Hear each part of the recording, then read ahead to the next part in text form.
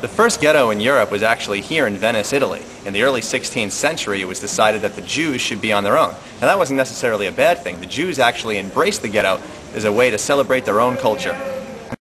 Completed in 1270, you're looking at the oldest synagogue in Europe. But for the oldest Sephardic temple, we have to go to Mr. Klaff, who's waiting for us in Croatia. Ima and Abba, or mother and father. This is the first Jewish settlement in Croatia. It's actually a ghetto, not as old as the one in Venice, but the oldest Sephardic temple is here in Dubrovnik, Croatia. Over 450 years old, this is the oldest Sephardic synagogue in Europe.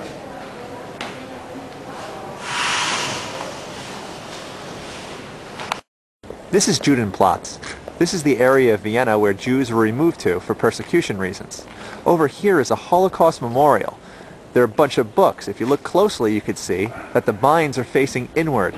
This is because the people remain faceless from the Holocaust, and a very big statistic. Over here, you could see all the names of the camps that they were brought to.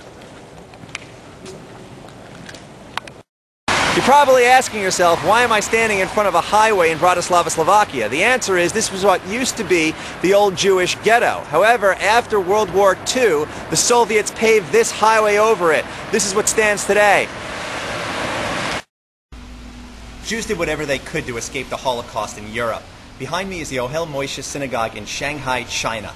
Thousands of Jews came all the way across the globe here to China to try to escape the terrible times of the 1930s and early 1940s. Behind me is one of the typical dwellings of the Shanghai ghetto.